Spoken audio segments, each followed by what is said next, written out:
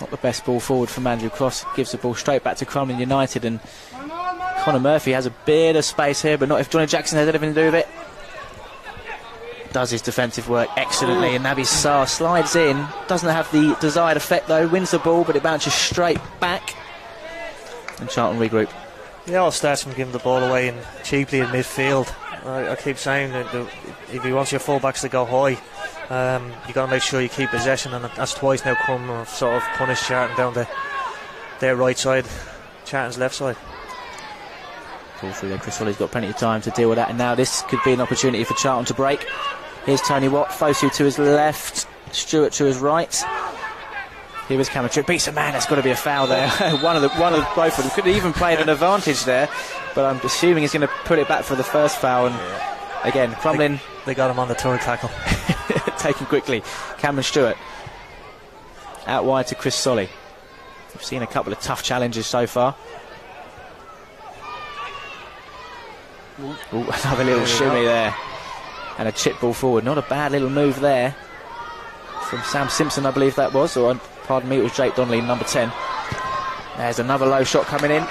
Dean Hurley this time, and again Charlton just really placating Crumlin to that. They're not allowed to get anywhere near the box, so they're going to have to be limited to shots from outside the box. Yeah, they're breaking from a defensive point of view, and I think sometimes the two centre halves don't have any strikers to pick up, and they close down and they're leaving them. Doing great work there to hustle Paddy Brophy, nearly dispossessing him, couldn't quite get there. Andrew Crofts, Christian Ceballos.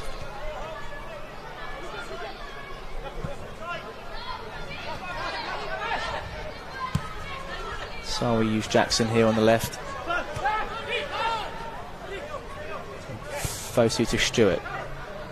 Stewart back to Fosu. Good little exchange between two, and looking to shoot. Fosu doesn't. Shimmies, beats his man. They can't quite keep up with the man from Reading, can they? He's got great feet. Oh, Stewart trying a little trick there, just couldn't quite pull it off. But Tony Watt, a little bit over eager there, kicking out, trying to win the ball back. But it's good to see Tony Watt just chasing everything down, fighting for the cause on day one. Yeah, I mean, you're only going to get, they're getting 45 minutes. That's their remit today, so they've all got to put the effort in. Patrick Bauer again giving away a foul on the halfway line. Again throwing his arms up, the ref, but he knows, just needs to be a little bit more careful with those.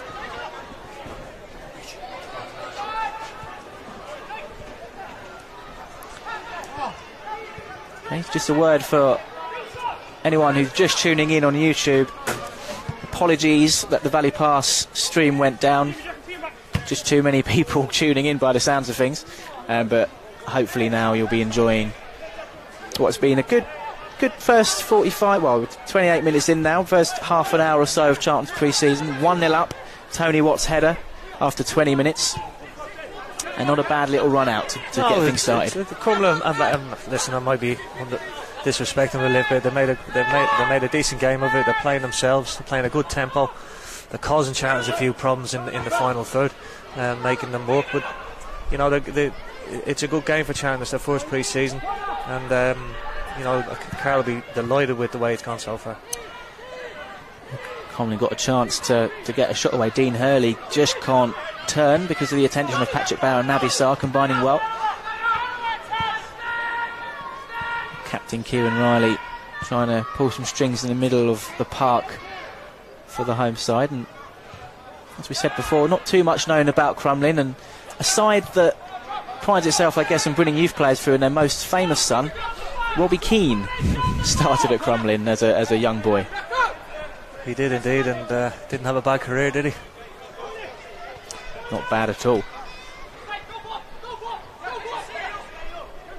It's I suppose always difficult for Irish football when the sort of players like Robbie Keane and yourself, Mark, it's home farm, I believe, where you came through as a youngster.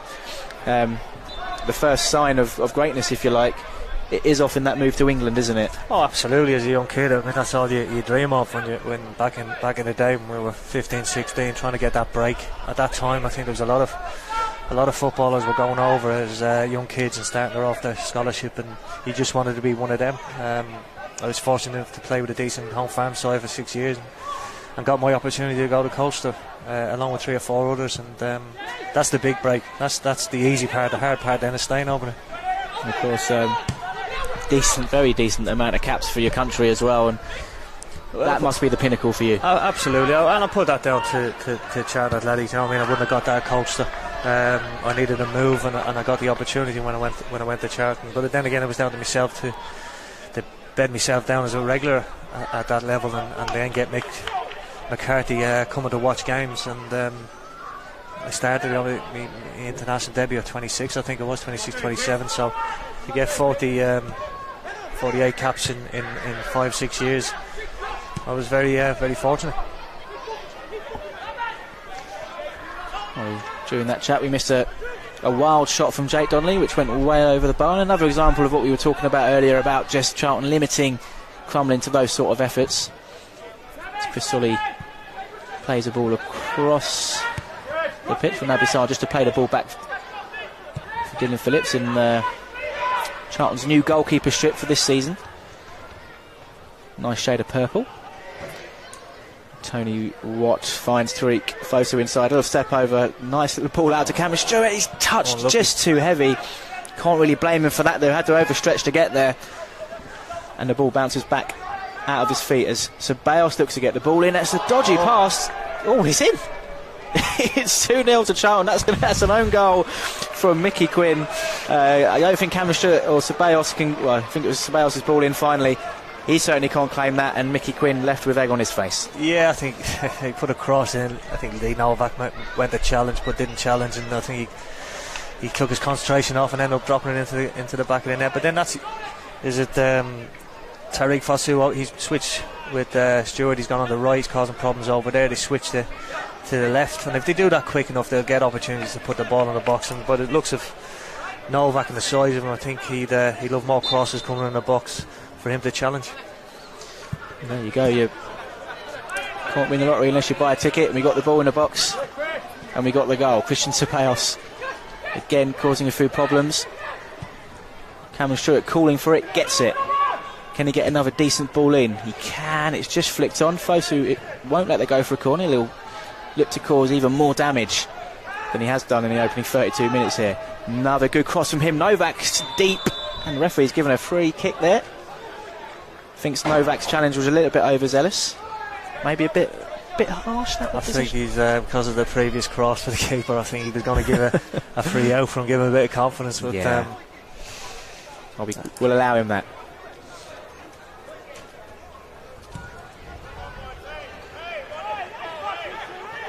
So it's 33 minutes in here. Charlton 2, Crumlin United 0. Tony Watt and a Mickey Quinn own goal.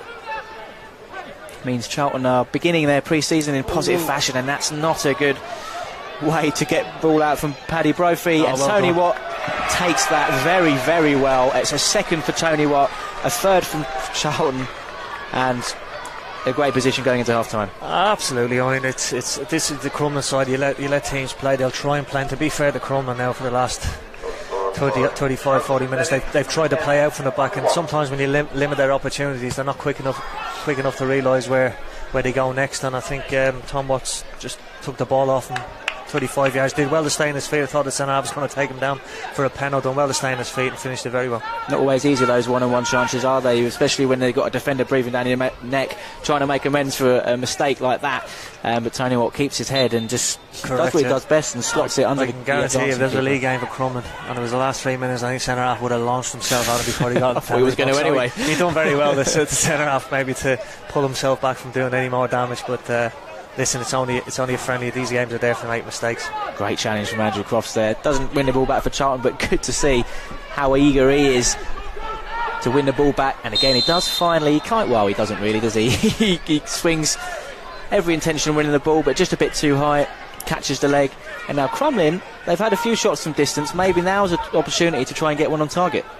It could be, yeah. Well, it's just looking at the Charlton wall and the centre half, is there going to be a big wall to get over? But yeah, they've had a few pot shots from 20 yards, 25 yards. Got one or two takers. got to be something special to beat Dylan Phillips, who had an excellent spell in goal last season when Declan Rudd was injured. Very unlucky really to lose his place, but he's got plenty to prove this pre-season. Shot comes in from Jake Donnelly, flicks up, that could go anywhere. Naby Sarr can't quite stop it from going for a corner, and now Crumlin have their first corner of the game. I say it was a big wall to get over. Hit the wall and went up and ended up going out for a corner. So now how will Charlton face up to this? First little set piece of the summer to deal with. As we said before, plenty of height as far as Charlton's defence goes, but let's tell you what, Crumlin have a few big men of their own, and there's one of them. Brophy wins it, but to no avail, it goes well wide. They're going to find it very difficult, I think, to score from a set place unless Charlton switch off, because you have 4 or 5 big 6 foot plus lads who can win headers quite comfortably. You have to give Crumlin credit. We said it earlier, but worth saying again. Now we're 10 minutes before half time. Started the game well, gave Charlton a good game. You know, trying to play football, trying to match up for Charlton. It's just a couple of mistakes has really let Charlton get some breathing space. They got a good team mentality. They get back in numbers, but and also, I mean, it's going to be a fitness level as well. These lads have been working probably till 5 o'clock on a building site or in offices or what have you, and then they come down here to play a game of football at a very high tempo that they're probably not used to. And Charlton are using it very well. You know, they're using it as a pre-season game. It is a pre-season game, and you know, they're working on and off the ball. Solly trying to play in Ceballos to get the ball in. Jake Donnelly, the man getting back and getting in the way of that. Here's Andrew Crofts. Exchange with Tony Watt. 2 goals for the Scottish striker this evening. He'll be very pleased with that. Cameron Stewart getting to the byline. Whether that was a shot or a cross, I'm not sure, but there was plenty of power behind it. Nearly taken down the roof of the terrace. Probably should have gone across the first time rather than take a touch, but I think he went for a shot at an angle in the end.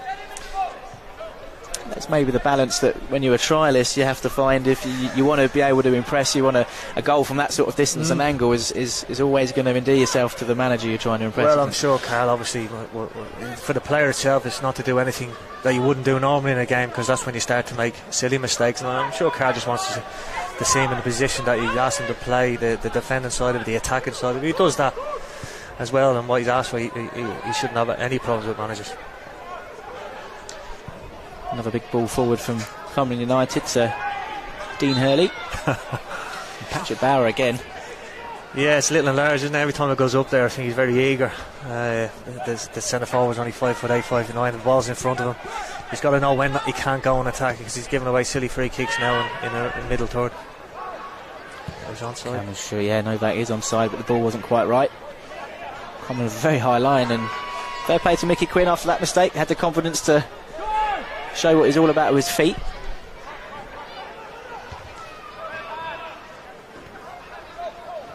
Chris Solly there. It's well done out the back for Charlton. Novak's got Fosu, who's onside there. Just has Mickey Quinn to beat. Can he score a debut goal? He's gone to beat Clever there.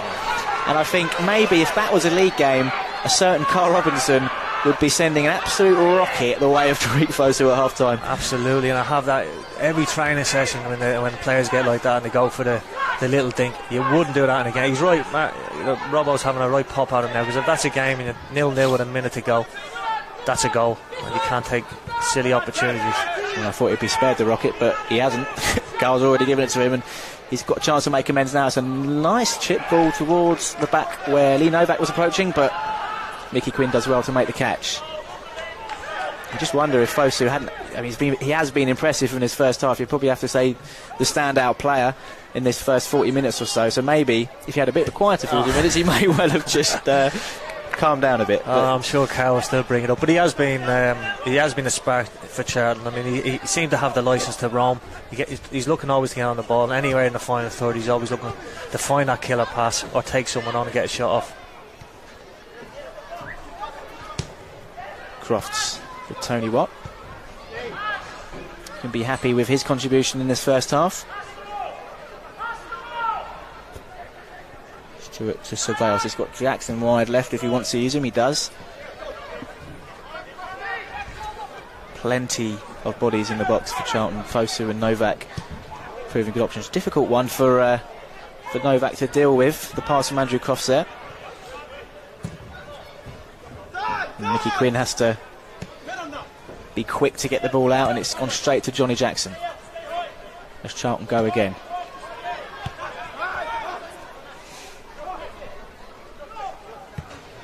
Crofts to Fosu, exchanging with Tony Watt. Nearly being dispossessed, but keeping cool, keeping the ball. Searching ball from Ceballos. Jackson getting plenty of space out there on the left each time. Obviously doesn't have the pace well, I would say he once used to, but he's never really been the paciest of players. But Crumlin maybe just allowing him to have that bit of space. Yeah, you just got to be, Crumlin got to be very careful though. If you give him the opportunity to put a ball in, you know he's going to come in with quality. Tony Watt takes the throw. Bauer. Cameron Stewart. Charlton almost 5 minutes to go before half time, just playing with the ball. Again, being patient.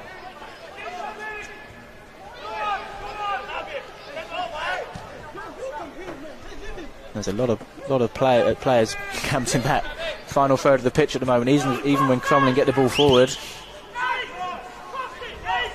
they're happy or not so happy to sit back as Charlton keep throwing things at them. It gives the likes of Novak the chance to stay on the last man, to be a problem for Crumlin. Here's Ceballos, who'll look to get himself space, and the referee not really interested in a foul there. I think Ceballos, if he's honest, asking for a foul, but probably just losing his footing. Yeah, I think Muscle took over there and sort of brushed aside quite comfortably in the end.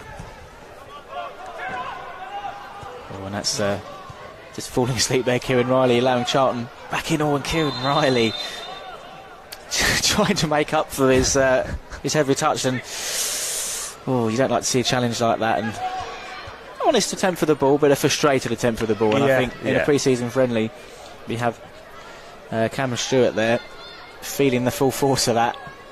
The physio Adam Coe has to come on and deal with it. Doesn't look too good, does it, to be phased down longer than you expect? Well, those ones are the impact of those sort of on your ankle, maybe, or the top of your foot. Anything can happen with those. And you wouldn't say it was one of those challenges you'd be screaming for a red card or anything like that, because it wasn't an honest attempt but it was clumsy and a little bit. The ball got away from Stewart as well, and he was trying to get there as well. So it was left open for a tackle, but I just think the Crumlin was just a little bit too late. Thumbs up there from Cameron Stewart to the bench, which we'll all be grateful to see. He'll just limp off the initial impact, the shock of it, but he does give a thumbs up. So just looking at Jacko there and Watts, he just told Watts to get in the box. I think he's having this. Jackson scored a couple of these free kicks. Take note, Sheffield, both Wednesday and United, they know all about that. And this is a pretty similar position to those goals he scored 5 years ago or so. It's definitely in his range. It's definitely having a pop. It's definitely Jacko range. He has a go. It's up and over the wall, but not a lot of pace on it. Allows Mickey Quinn just to watch it as it comes through and make a relatively easy catch. It took a slight deflection, which slowed the pace down on the ball, and it's quite comfortable for the keeper in the end. Because again, showing some neat touches on the ball. Both are looking for options for Crumlin. Can't really find any, and is rushed into a pass he felt he had to make rather than wanted to make, and Charlton win the ball back. Well, put the ball out of touch for a Crumlin throw at least. Someone's shin pad that keeps falling out on the pitch. I'm not sure who that is. That's the second time that's happened. Looking around, probably Tony Watts looking at his socks. It looks it, yeah. Tony Galvin looking like he's pulled his socks up as far as getting his goals today, but not in a literal sense, because it looks like Steve Claridge, what he used to do.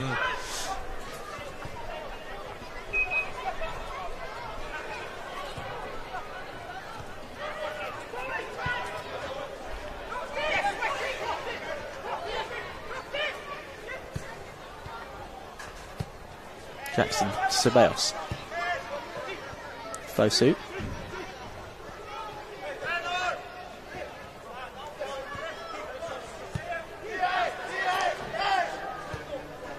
Approaching the end of the first half now.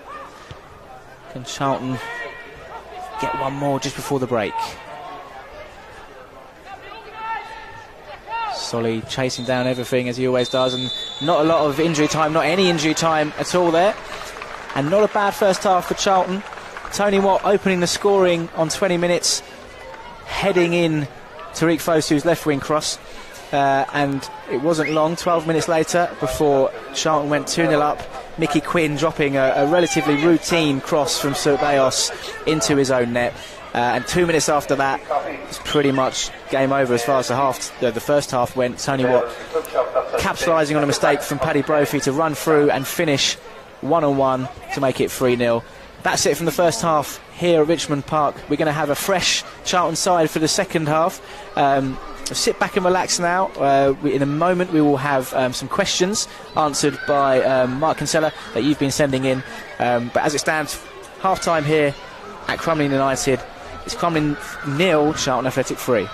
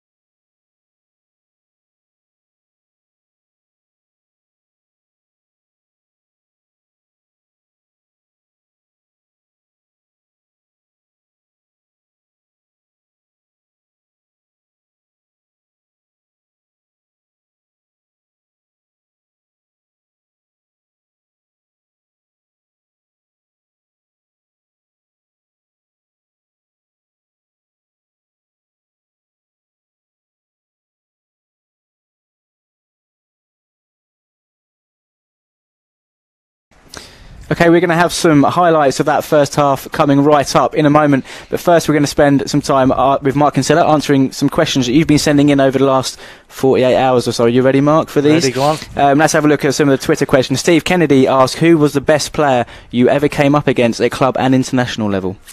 I was working in pairings. The best two pairings we played against was, for myself and Jonesy anyway, was Keane and Scholes and Vieira and Petit. Yeah. She was going head to head with two different pairings, but they gave us a tough games. Is that a difference when you first get into the Premier League like that? Well, I mean, we played Arsenal and Man United quite early, didn't we, in that 98-99 season? Was it almost a bit of a shock to come across those sort of players, or do you think it was a great challenge? It was a great challenge, but you know what Roy Keane's about. Scholes, you could never get near him. One touch, it just moving. Vieira and Petit, one always went, one sat. You didn't know which one was going, so it was always a challenge up against them two. And I think we ended up beating Arsenal a few times, but we struggled to beat Man United, and it was a draw. Only one we never got in the Premier League. That's the one. Chom or Com, apologies if we didn't get the pronunciation right. What was your favourite season while at the club? Well, obviously the two stand out. The playoff was great, but to finish the season as champions, to lift the trophy and get promoted as champions was probably the highlight. Joe Rochester, he asked who was the best player you played with at Charlton? Well, obviously Keith Jones sticks out of mind because I had a pairing with him for 2 or 3 years, and then looking at Duncan, Scotty Parker when he was coming through, Eddie Owens, Richie Rufus. There's a number of the early squad in the first couple of years. They were all great players to play with. When you mention someone like Keith Jones, does it make your job easier as well when you have someone with that much energy and that much sort of work rate in the middle? Just understanding. If you make a run into the box, Jonesy's holding forward, and if Jonesy did the same, I'd hold forward, and it was just something we had a great connection on and off the field. He was great to play with. George Jones, a name I'm familiar with. What felt better, lifting the Division 1 title trophy or the playoff final trophy? Lifting the championship trophy was always great, but when you come to the playoffs, whoever finished second, I couldn't tell you who finished second, just got a medal and a nice little pat on the back. But for ourselves to go up as a playoff and end up lifting the trophy, that occasion was brilliant. But to end the season as champions after the season you have and the games you play, it's always nice to come out on top. That's always something you dream of, isn't it? As any age, walking up those the old famous steps at Wembley and lifting a trophy, and you managed to do it. Absolutely, yeah. It was the highlight of my captaincy at Charlton. Gaza TM, he asks, are you still in touch with any of your ex-Charlton teammates? Not at club level, maybe at international level, especially back home here. You got Steve McPhail and Damien Duff involved, the Shamrock Rovers. You see them quite a few times because we play each other 3 times in the season, but very rarely. Sometimes, once you leave, you're sort of forgotten. People move on different directions, either in football, out of football, move back to where they came from. So it is difficult to keep in touch, but sometimes we might have a reunion and meet up again. Reese asks, was there any moment during the 98 playoff final when you thought we weren't going to win this? Probably when we went 4-3 down after pulling 2 back. It's a funny game because it's very difficult to tell you how the game went, passing wide possession or performance, but just Mendonca and goals. Every time we seem to have a setback, we create a few opportunities, but every one we did create, he produced goals, and it just felt as though as the game went on, especially in the extra time when we went another goal down, we seemed to pull something back and get the equaliser. We just thought then it might be our day. Another one, other than the playoff final, what was your favourite game, your most memorable game for Charlton? One probably stands out is the Man United at home. 3-1 down. They made a few substitutions. I think Quinn went off. Beckham might have gone off, but they brought on Solskjaer, did he, or Scholes, or they just equalled it. Not bad. Not bad, is it? But we got a couple of opportunities. Bartlett, I think it was his debut, scored twice, and we ended up coming back and equalising in the last kick of the game with a 3-3. Stands out the promotion. Southampton 5-1, 5-0. Man City at home 4-1 to start Premier League. There's a lot of games that stand out as good performances, and a lot that I look back on with fond memories. Okay, how good a manager was Alan Kirbishley? He was very good. He had a good management about him. He had a good squad, though. I don't think he had to do a lot with us. He had a good dressing room, and we seemed to just gel as a team, and winning breeds winning, and we had that in the dressing room. But he was excellent for me, excellent to the club, and he was an outstanding manager for Charlton Athletic. Okay, that's pretty much all we have time for now. We're going to have a look at some highlights of the first half, and we'll hopefully be able to ask you a few more questions during the second half with Mark.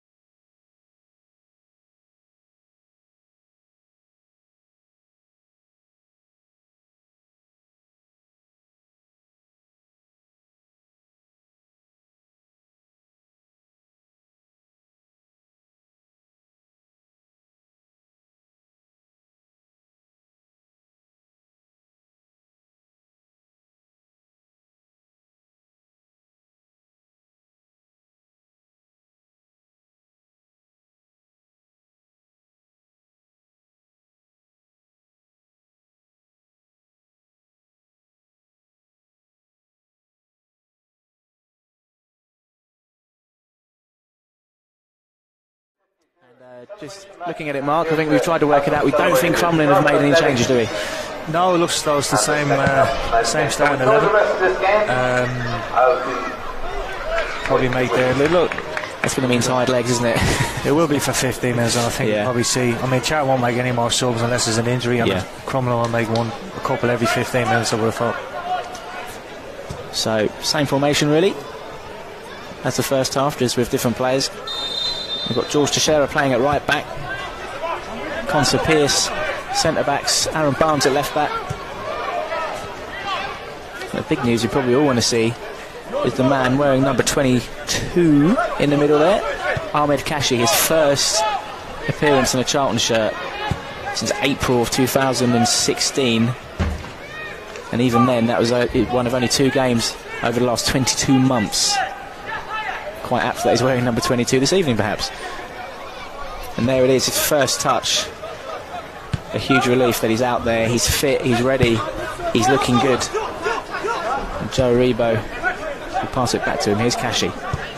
Sprays the ball out to the left to Aaron Barnes, the youngster who made his debut for the first team in the final day against Swindon.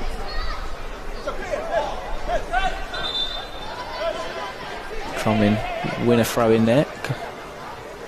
Kashi arguing the case, but referee having none of it.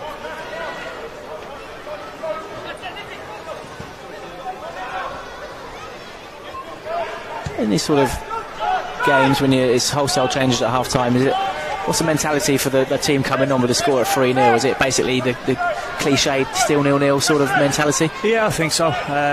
You know, these games you don't worry about the results, just because the first half went 3-0 up. You know, the second half can go against you because they're getting tired, or they'll just work that little bit harder. So I wouldn't be too interested or too much involved in the result of the first half. I mean, Carl likes to play football and systems, and it just seems as though he's got 4 diamond 2, but the 2 are the 2 wide men and playing with a false 9. Billy Clark, I think, is just dropping in deep and giving the 2 centre halves problems of who to mark and hopefully opening up spaces. Here's Kashi's got to share a wide right, doesn't want to use him.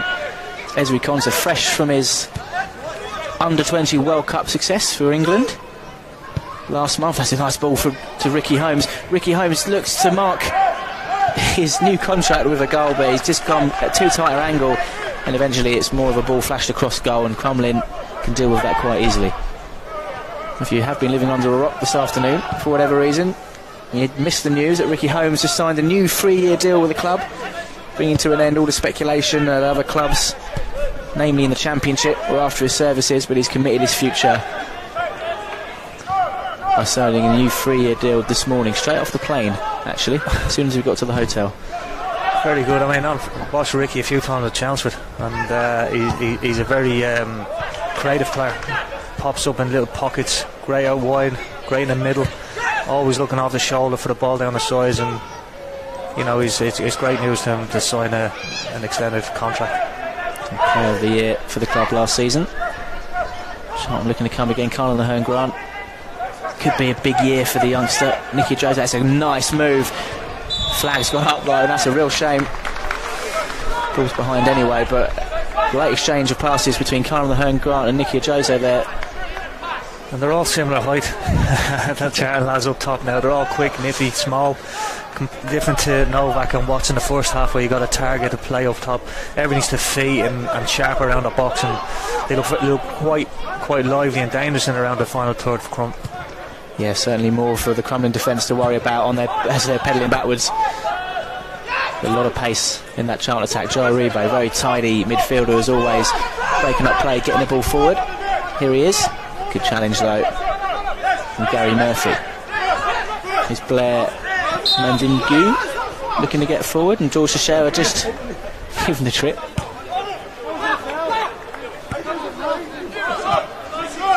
Not happy with the referee's decision though, George, but I don't think he's got much of an argument. The ball's put forward, Ezri Konsa, a little bit of a shove there. I think he had eyes on the ball and sort of panicked midway through his run. Yeah, and ended up fouling him.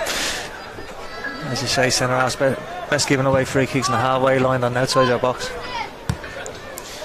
Ezri Konsa was given a bit of an extra, only really an extra week of break before coming back, joining us in Ireland after that World Cup win. Although we did only get 90 seconds of action out in South Korea.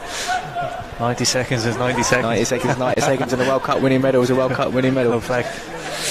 George Teixeira keeping it cool in the corner there, putting the ball out for a throw.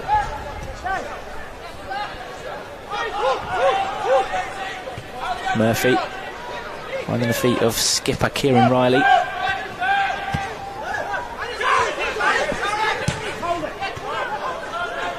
Sam Simpson lays off Conor Murphy, looks to get past Teixeira. Teixeira just gets it enough in the way to make sure it comes to nothing. Looks like a couple of subs now for Crumlin United.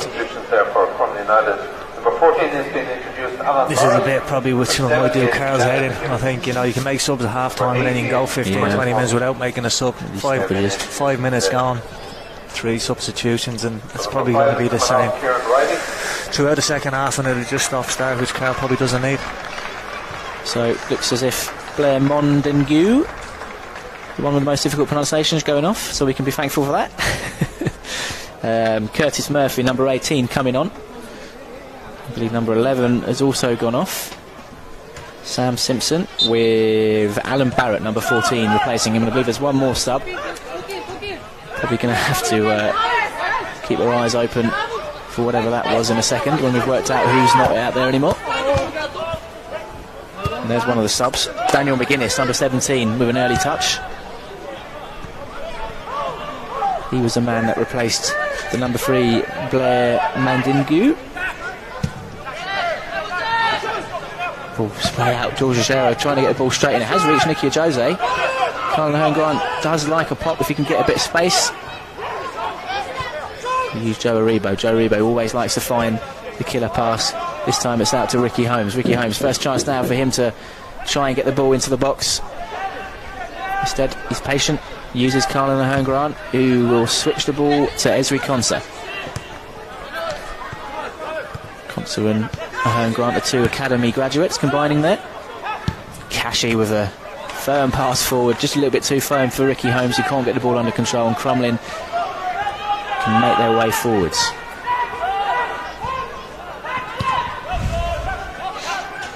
Paddy Brophy just shanking his clearance a little bit, allows Charlton to get underneath it, but Crumlin struggling to really get a foot on the ball, and it's really been all camped out in their half, isn't it? It has this second half, yeah.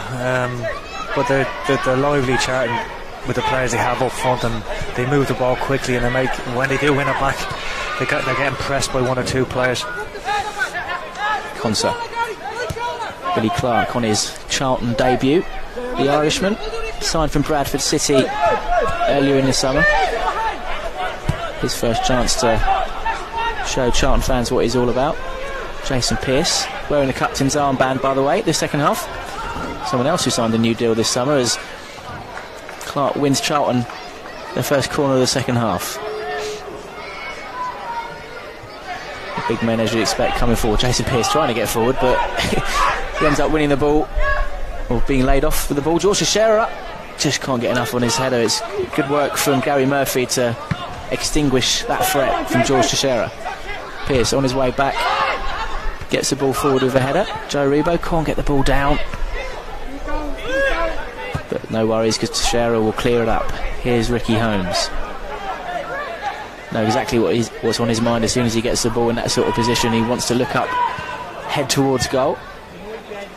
Can't do it on that occasion. Here's one of the 3 subs, Curtis Murphy, dispossessed, and Colin Grant can try and cause some damage down the right hand side. He'll look to cut into the box, gets it in, but it's a good block. And he's taken a hell of a whack there, where you really don't want to take a block. No, there might be a bit of a break. They're going to travel with the ball fairly quickly, Charlton. The more attack-minded players are going to cause the back 4 problems straight away, and they try and play out from the back to make mistakes, and I think Charlton are quick to punish them, and I think it won't be long now before they get the breakthrough.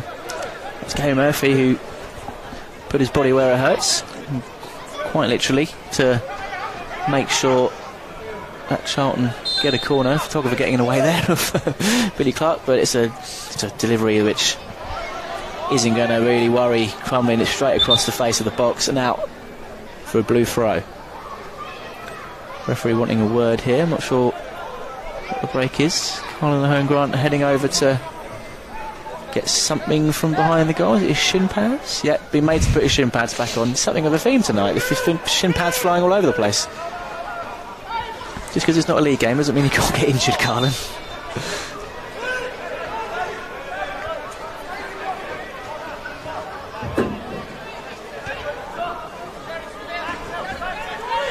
Murphy recovered from the whack he just received.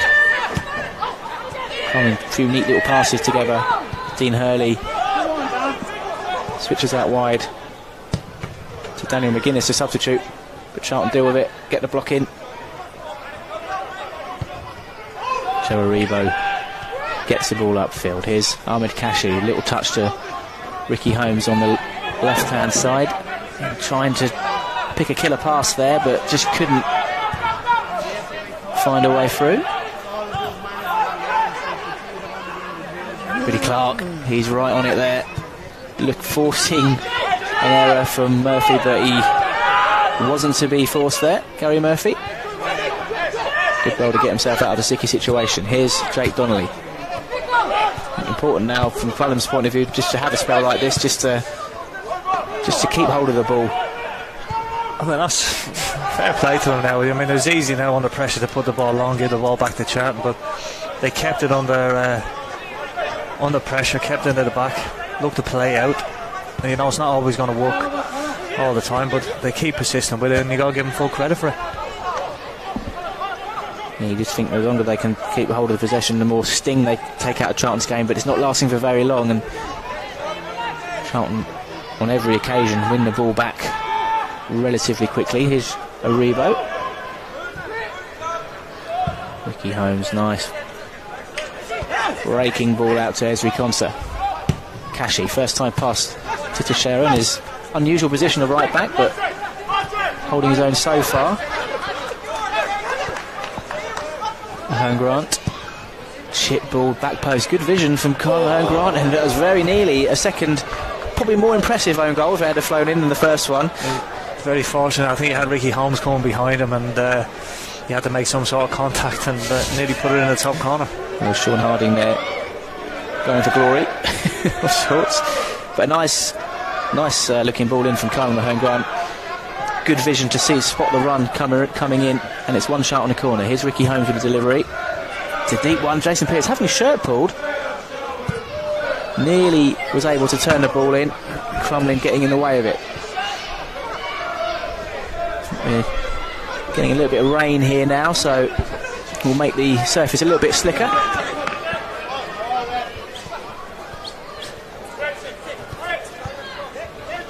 Billy Clark, George Teixeira.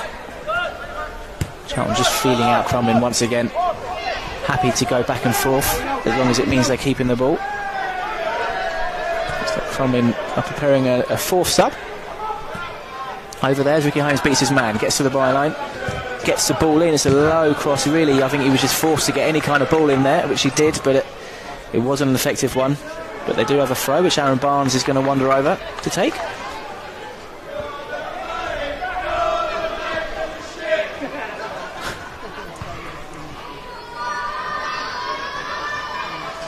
Holmes trying to get himself out of a sticky situation. He's done just that, and that's a good looking ball in. George Teixeira with a header.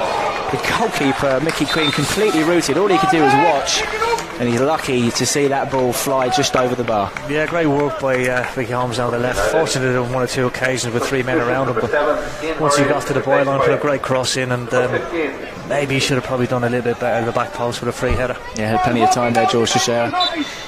Couldn't convert the chance as Crumlin make a substitution in the 59th minute. Dean Hurley, the number 7, being replaced by number 15, Stephen Kinch.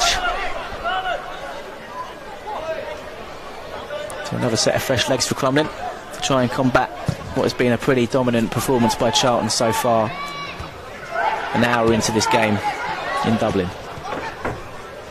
Jason Pearce getting the ball back for Ashley Maynard Brewers. First touch, really, as a Charlton first teamer there. Oops, slips on the wet surface. That's not what he wants. As he tries to make an impact. Must be said, he's came into the under-18 side last year as a scholar and was very, very impressive. the young Australian, brought in by the club, recommended to the club by one Andy Patterson, who, Mark, you played with in the 90s. 96, yeah. Yeah, I mean, it's going to be difficult for the kid. Oh, mate, difficult or easy, how you want to put it. Ain't going to see a lot of the ball. Ain't going to be a lot of shots raining down on him, so I just think more is concentration. Yeah, we've just got to... Oh, yeah, back 4 goal would be better. We're struggling there, Charlton, as we come to Ahmed Kashi just having to sweep things up a little bit. Charlton just need to clear their lines, which they have done, and it's a neat ball out for Ricky Holmes, who's just flicked it over the head of the fullback to send Aaron Barnes on his way. Aaron Barnes now, Charlton trying to keep the ball moving as quickly as possible, but a little bit too fast for their own good there. Game just starting to stretch a little bit more as we go over the hour mark.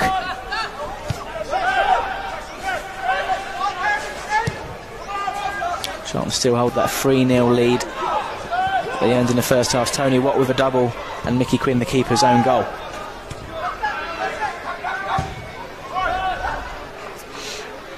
Esri concert, George Teixeira. Loads of time and space in front of him to try and work something out here. Carlin wants the ball back, doesn't get it. Ahmed Kashi just doing what he... It's a searching pass from him. I was about to say doing what he does best so far. Quiet role, sitting in midfield there. Hasn't had to be called into action too much, which I'm sure he's happy with, having been out of action for so long. Really important for someone like him just to be out there wearing the kit, getting his foot on the ball a little bit, and then take it from there. It's a bit sloppy from Crumlin as Nicky Jose wins the ball back. In fact, the ball's just being exchanged possession between both teams now. A few sloppy passes going on. Consell with an over-eager trip. He's gone for the chip after the clip, if you like. There's been a couple of those this evening, but it's almost understandable, isn't it, from the Crumlin boys.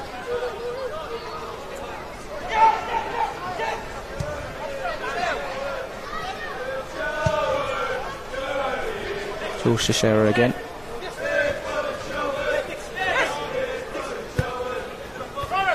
Colin Grant, who's coming back and looking to get involved. He's completely spun in there for pace, and that's what Colin Grant's good at. We sort of said earlier that it's a big year for him. He made his debut age 16, and that was 3 seasons ago, and he's made best part of 30 appearances for the club. He's only 19 still, and you just wonder if he needs his breakthrough, a more consistent run of even sub appearances inside. That's another sloppy pass out. Joe Rebo can't make the most of it. It's getting them run of games when you're a kid, isn't it? I mean, the environment's got to be right. You know, you're fighting relegation, or you're trying to get promoted, and it might not be the right environment. But once he starts to get the confidence, Chris Solly was the same when he started off as a kid, and I thought the world of him. I thought he should have been playing more at 17, 18 years of age. It's just the manager needs confidence in a player, and once you see the confidence, get 6 or 7 games, the kid will then just take off, and as Chris Solly's proven over the last 9 years. I think, having watched Carlin the home grant for the under-23s last season, clear that he's far too good for that level at the moment. It's just about finding his feet in the first team. Ahmed Kashi trying to drive forward. Good range of passing has the Algerian, and he's beginning to show a little bit of that this evening. Much to the delight of all Charlton fans everywhere, I'm sure. Here's Jason Pearce squaring the ball to Esri Konsa.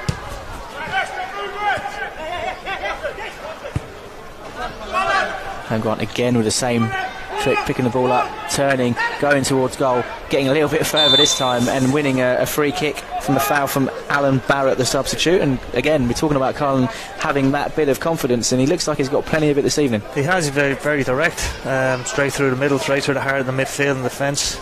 Got taken down for a foul, but he's normally finding a pass at the end of it.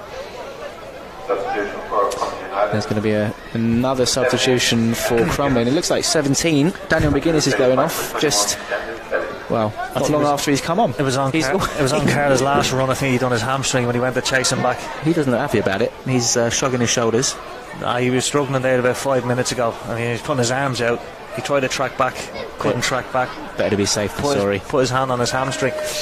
So I think the manager has just thought that he's picked up an injury, but it sounds to be... It's a shame for the lad, really, because it's obviously quite a big evening playing against these League One players of Yeah, it's a great opportunity for Crumlin to be playing the standard of Charlton Athletic, and he looks very disappointed, but I thought he'd actually injured himself 5 minutes previous. Yeah, it's for the best. Magennis has gone off. Not quite caught the number of the lad who's come on, but Charlton have a free kick. Ricky Holmes will go for goal. Of course he will. It's dipped over. Probably wasn't as far over as it probably looked. Nevertheless, Mickey Quinn happy to watch it go over his bar. Yeah, that's Jackson and Holmes now. You thought might have made a keeper work on both occasions, but unfortunately target has been missed.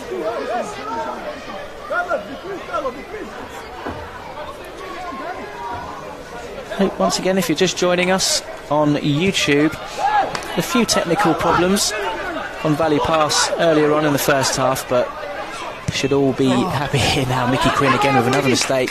Could let Charlton in again. Carl in the home ground just couldn't get his foot on it. It was a bit of a surprise, I think, for the ball to be flying towards him, and Mickey Quinn's got away with that. Very much so. That's they're persistent with his playing out from the back, and it's great to see, but sometimes you have to go long, because I think Charlton now are setting up traps around the final third for them to fall in, and the keeper fell into the last one. Joe Aribo, this fellow youngster, Carl in the home ground. Shin pad's gone flying out again. I'm not sure what's going on with these shin pads this evening. Beats one man, beats another, gets the ball out to Aaron Barnes. Poor challenge. Very poor challenge from Daniel Kelly. And there's the first booking of the evening. Not often you see a booking, but I think the referee, Robert Harvey's the ref, he's not going to stand for that. That was a silly challenge, wasn't it? Absolutely. I think, like I said, we haven't had that all evening. I think it's one of the subs that's just come on, I suppose. They're getting a run around at times. They're not seeing a lot of the ball, they're doing a lot of chasing, and it only takes, hopefully it don't carry on, but it takes one tackle like that can start everything off. Holmes' delivery in to Shearer lurking, doesn't go as far as him. Carl Herne again, you see the ball fall to him, he knows what he wants to happen. The ball's falling through to Shearer, but the referee adjudges Jason Pearce to have left a foot in there.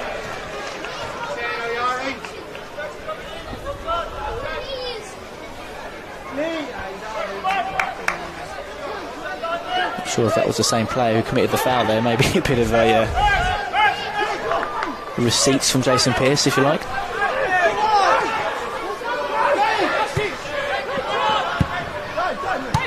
Easy one for Esri Conte to deal with. And here is the captain, Jason Pearce.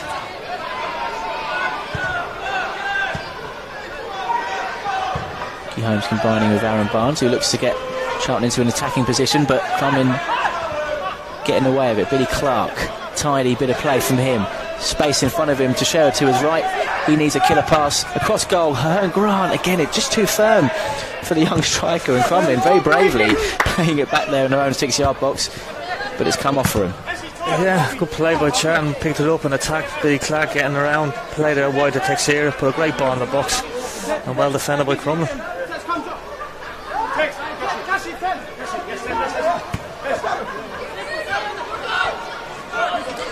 They've survived the first 20 minutes of the second half, Crumlin, without conceding another goal. Aaron Barnes will look. Oh dear. And there's number 15, Stephen Kinch, another substitute, who just goes to ground, trips Aaron Barnes, and clumsy more than anything else.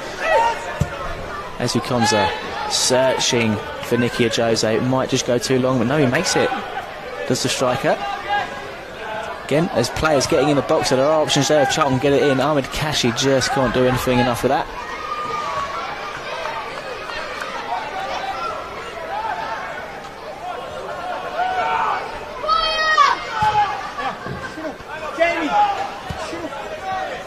Esri Konsa. Charlton just camping out on the edge of the box to Shearer. Not a bad looking ball in.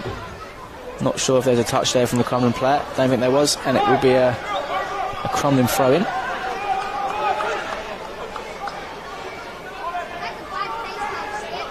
Jake Donnelly for the home side. Slips on the wet surface there. Aaron Barnes can capitalise and come away with it. Holmes finds Clark, who has Aribo just in front of him. He can find him, but just takes an extra touch.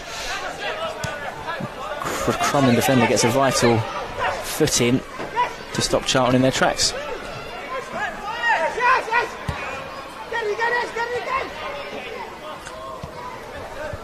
Looks in the far distance as if Charlton are preparing one sub for the second half. Josh Magennis, who has only joined up with the squad again at the weekend after being on international duty with Northern Ireland, gets an extended holiday. Billy Clark just trips again, but gets away with it. He's done very well to improvise his way out of that. Goes for goal, and it's another slip from Mickey Quinn, but he gets away with it. But nice to see Billy Clark there with first real opportunity to have a crack on goal.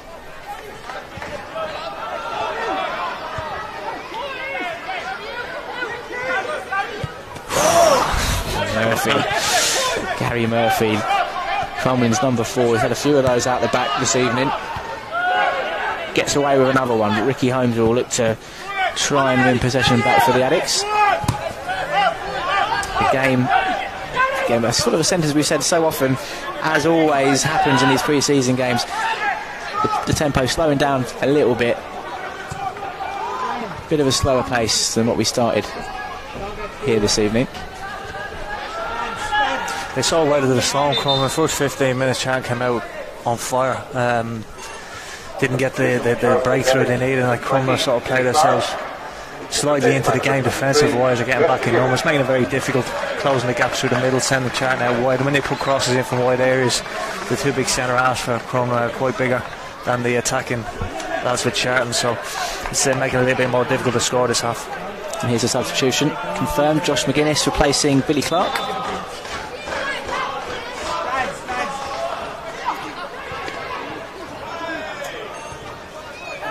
Ahmed Kashi, he'll look for that pass. He's gone to be clever there with the outside of his foot. Probably wasn't necessary in George Teixeira. His long legs just doing their job, winning the ball back, and he looks to clip a pass for Josh Magennis. And lovely little knockdown from him. That's exactly what he's all about, Josh Magennis. And Ricky Holmes does what he's about, as a deflection, and Mickey Quinn can deal with that.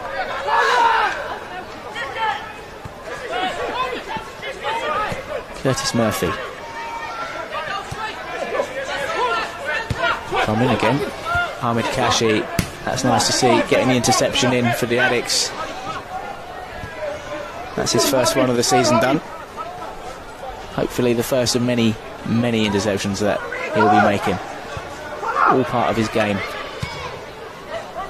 Well, he's left that to Jose for Ricky Holmes. Good communication there from the Charlton boys.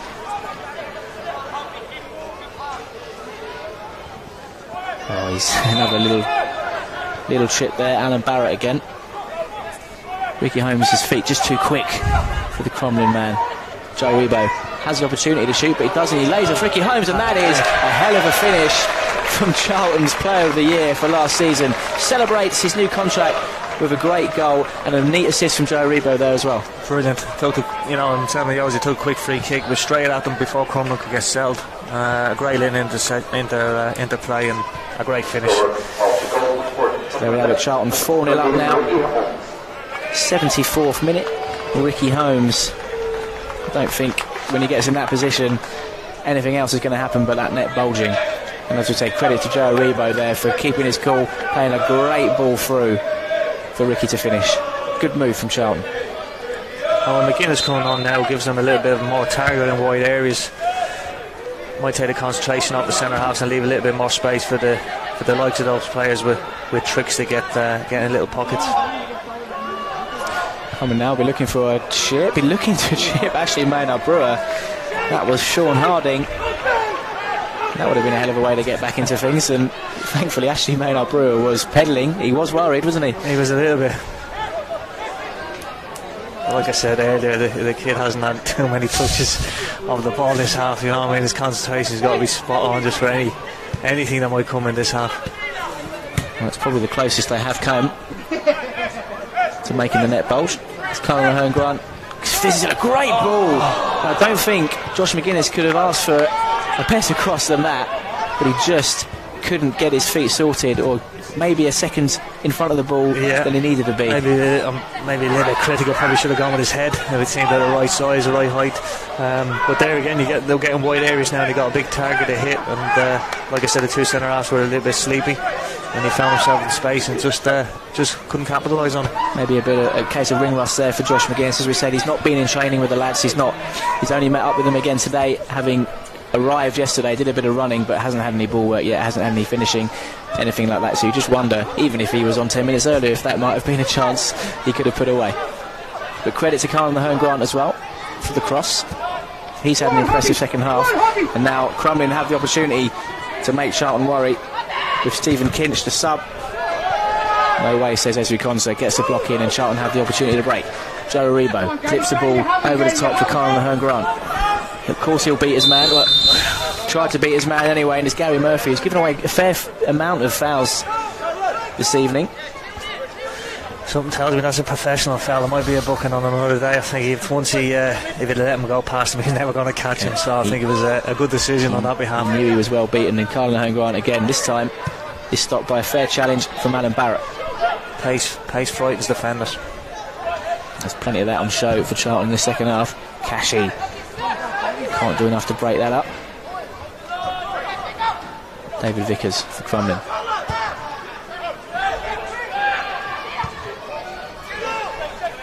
A quarter of an hour to go.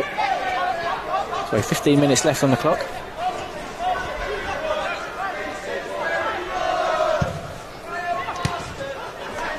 Oh, look at that from Joe Aribo. Almost feigning to make a tackle, letting the ball run through, but he has been dispossessed.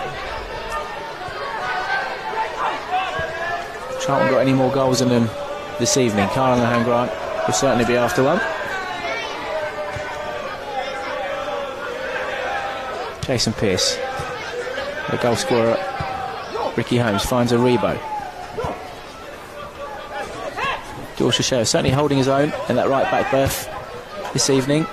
Carl Grant does well with that searching pass for Nicky Jose. Ball's kept on though. He's done well as Curtis Murphy.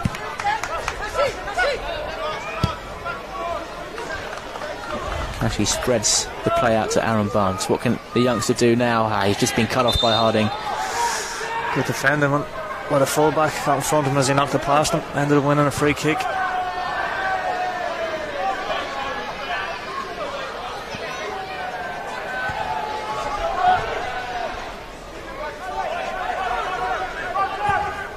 Oh, that's a sloppy pass. Josh Magennis lays it off to Jose, and Charlton have their pick of the bunch here. Any one of them could have had a go. Carl Grant was the one that did. He saw it blocked, and Charlton still haven't finished yet. Josh Magennis needs to drill the ball across goal. He does, and Carl Grant, any kind of little touch there, would have seen the ball in the back of the net. As it was, it bobbles across the 6-yard box, and the danger's over for Crumlin. Unlucky, because another mistake made by trying to play out with a back with Charlton having 3 strikers pushed on. An opportunity missed, I think, on Charlton's behalf. Yep, certainly should or could have at least been 5-0 to the Addicts there. Let's come and prepare another sub, which we'll see in a minute. Here comes Vickers, the Crumlin United captain. Little chip ball over the top. Jason Pearce will track that back, try and force the forward out. Sherrod guides that out of the box, but only as far as the number 21. And Ahmed Kashi drives forward. Will he keep going here? It's not really what he knows best. Tempers his run, stays back, not interested in scoring goals. He's only interested in stopping them. Here's Ricky Holmes. Beats his man. Good ball in. Josh Magennis there. Heads down. That's what you've got to do as a striker. Whether it was from the cross or the head down. Probably the head down. The flag's gone up. And Crumlin make another sub. Number 12, Noel Cummings, is coming on, and Sean Harding, the fullback, going off.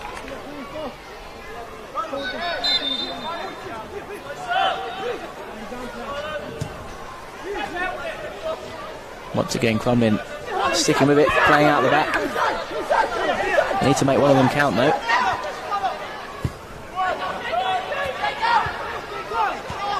Vickers, Conor Murphy holding the ball up on the halfway line, finds it out wide.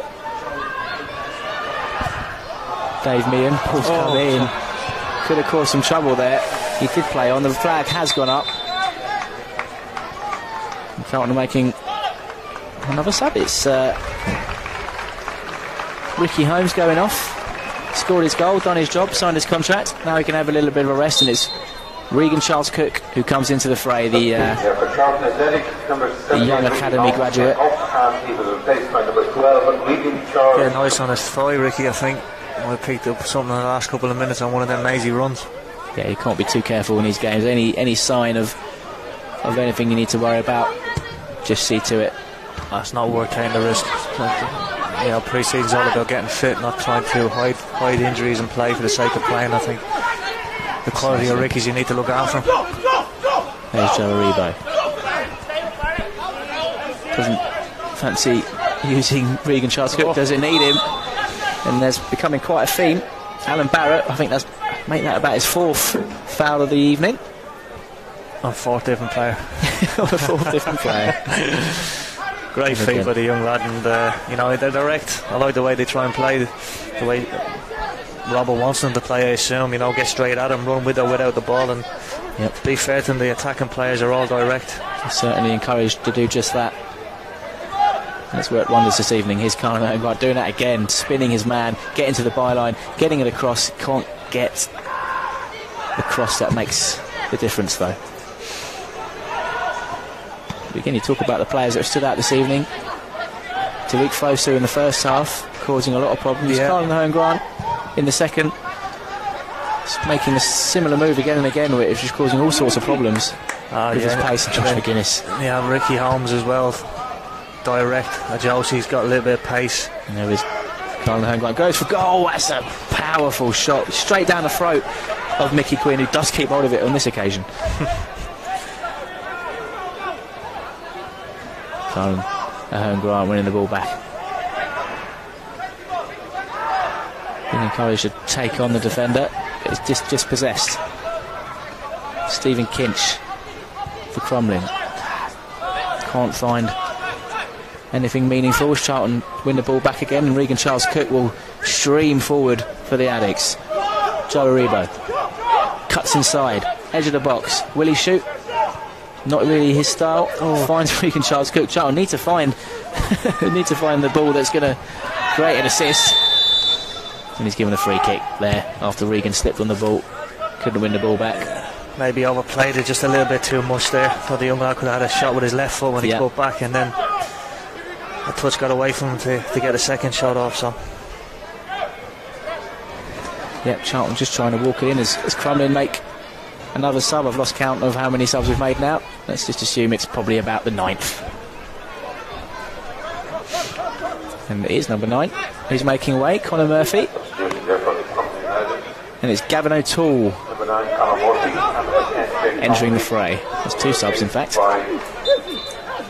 Jamie Walsh also coming on.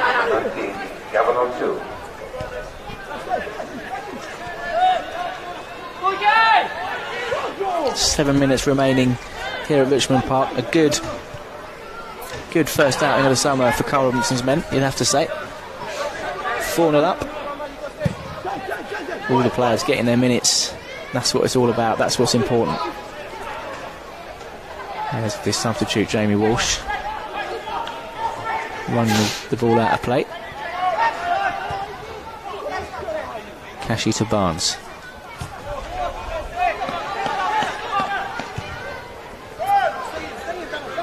Conser felt the pressure of Gavin O'Toole behind him. Always cool-headed, Ezri Conser. One of the plus points of his game. How cool he can be on the ball at the back there. And Grant's pass goes alright. Noel Cummins to smash the ball forwards and away from danger.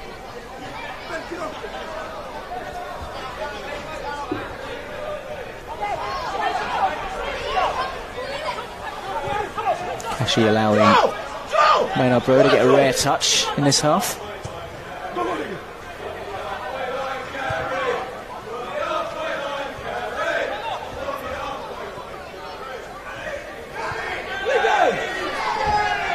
Joe Reba.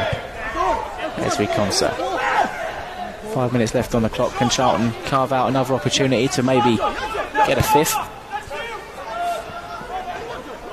Or will they be happy just to see things out? Cashy just missing out there, but Charlton win the ball straight back with a Jose. Trying to get the bodies forward as Cashy breaks the ball up. Ball falls for Magennis. Can't quite get a shot out, but he does finally, and that is a great finish from the Northern Irishman. Finds the bottom right-hand corner, and it's 5-0 Charlton. Yeah, good touch, and I think it was Teixeira made a run down the right. Fullback Wenham came inside with a left-footed shot, and bottom corner. So a good finish by the big man. Yep, good return to action for Josh Magennis after a good summer away with Northern Ireland. Number 23, Josh Magennis. It's what you want in the pre-season, isn't it? Just your strikers getting on the tally, getting the names on the score sheet. We saw Tony Watt in the first half getting a double, and Josh Magennis there getting his first of the summer. Well, that's it. It breeds confidence. It feels as though you can go into every games, and you know, games like this will get harder as pre-season goes on, and chances will become a little bit more limited. But while they come, you might as well keep taking the chances. Here we go. 86th minute final. I'm assuming the final substitution for Charlton because he's the only one left. Anthony Dixdale, the young Dutchman from the academy, coming on, his first involvement with the first team. He's replaced Ahmed Cashy. So first chance for us to see what Dixdale's about. Some rave reviews about him for the under-23s last season. Quite rightly so as well, I have to say. Joe Aribo causes more problems down the right-hand side. They can't get to grips with him. He's gone for goal this time. It takes a slight deflection. Didn't get enough on the shot anyway. And the keeper collects. There's Dixdale's first contribution. Winning the ball, playing the ball backwards. The like-for-like replacement for Cashy going off there. Just a holding midfielder. Breaks up play brilliantly. Gives the ball away there. Commentator's curse. And here come Crumlin. A little bit of an opening for them now. Tried to get a quick ball forward to Gavin O'Toole.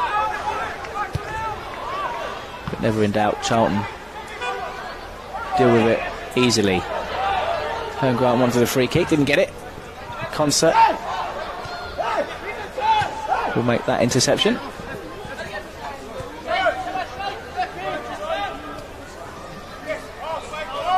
Final few minutes here as the referee makes a tackle. Trying to help Crumlin's cause a little bit there.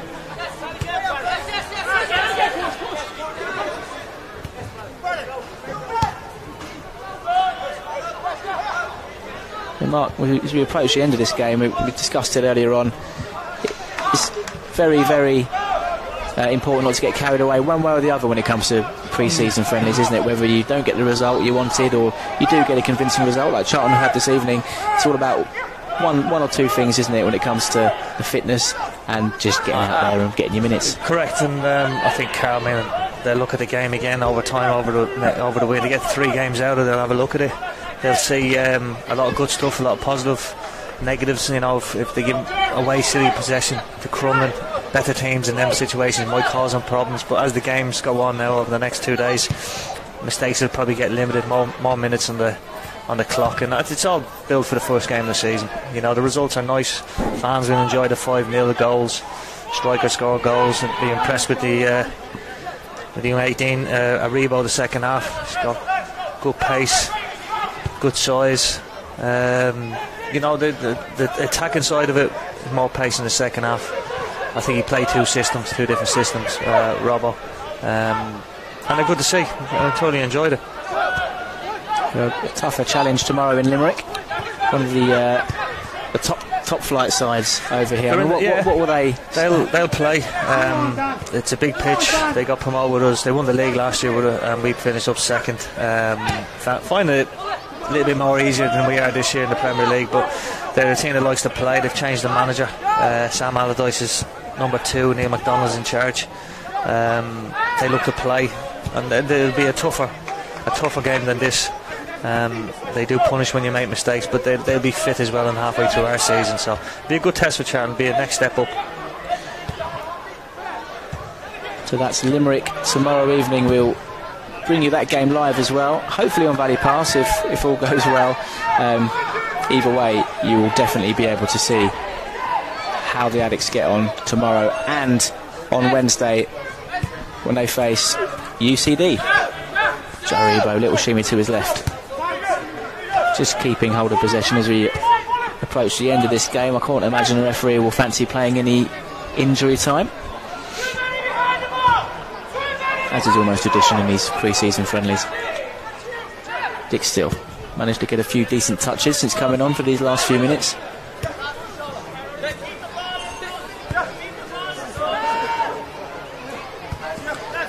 To Shearer. And there we go. Full time here at Richmond Park. Charlton Athletic 5, Crumlin United 0. A very, very good run out for the Charlton boys. Tony Watt putting the Addicts 1-0 ahead after 20 minutes before Crumlin keeper Mickey Quinn dropped the ball into his own net from a Christian Ceballos cross just after the half-hour mark.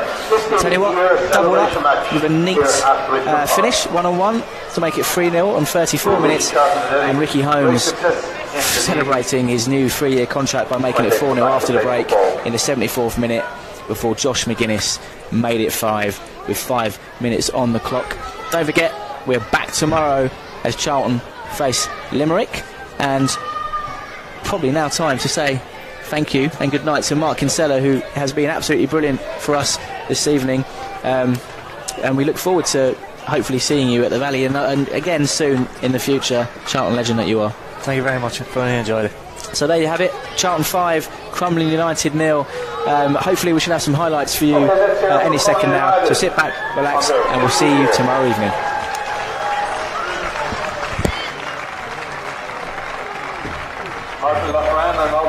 To find Tariq Fosu on the left, and that's a great bit of skill. Could have drawn a foul, stayed on his feet. That's a great...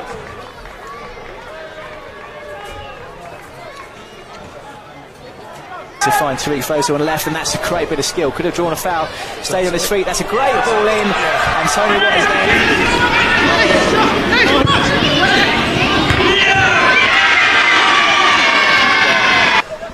And the ball bounces back out of his feet as Ceballos looks to get the ball in. That's a dodgy pass.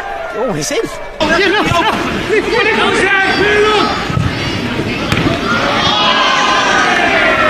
not a good way to get the ball out from Paddy Brophy, and Tony Watt takes that very, very well. It's a second for Tony Watt.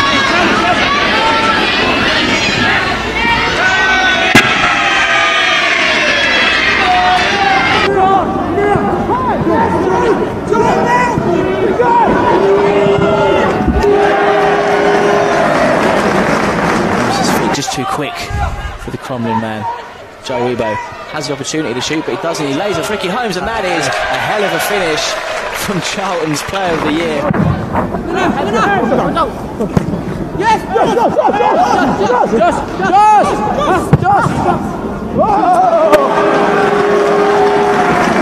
Get the bodies forward as Kashi breaks the ball up. Ball falls for Magennis. Can't quite get a shot out, but he does finally, and that is a great finish.